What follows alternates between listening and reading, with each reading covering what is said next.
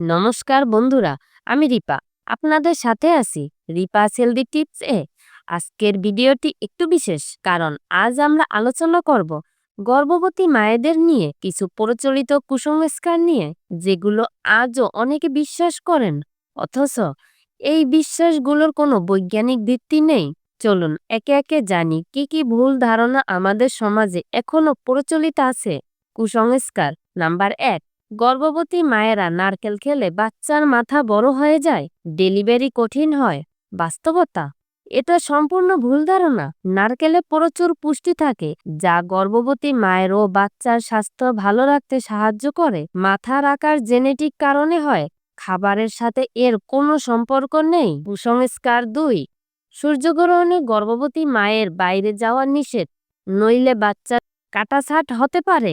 বাস্তবতা, সূর্যগ্রহণ একটি প্রাকৃতিক ঘটনা। এতে রশ্মির কিছু পরিবর্তন হলেও গর্ভবতী মায়ের শরীরে বা বাচ্চার ওপর তেমন কোনো প্রভাব পড়ে না। তবে দীর্ঘক্ষণ সূর্যের তাপ এড়ানো উচিত, সেটা যে কোনো মানুষের জন্যই প্রযোজ্য।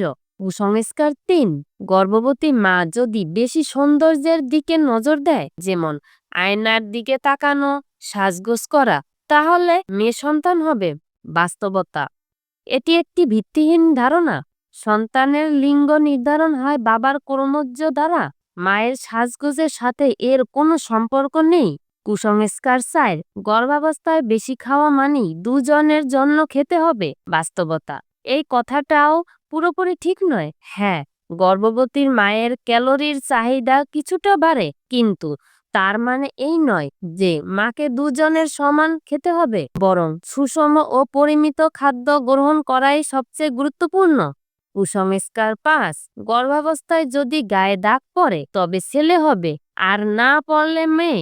বাস্তবতা, গায়ে দাগ পড়া বা না পড়া হরমোন এবং ত্বকের প্রকৃতির ওপর নির্ভর করে। এটা সন্তানের লিঙ্গের সাথে কোনোভাবেই সম্পর্কযুক্ত নয়। বন্ধুরা, গর্ভাবস্থা একটি অত্যন্ত স্পর্শকাতর সময়। এই সময়ে ভুল তথ্য নয়, প্রয়োজন সত্য, বিজ্ঞানসম্মত পরামর্শ। কুসংস্কার ছেড়ে এগিয়ে চলুন জ্ঞানের পথে।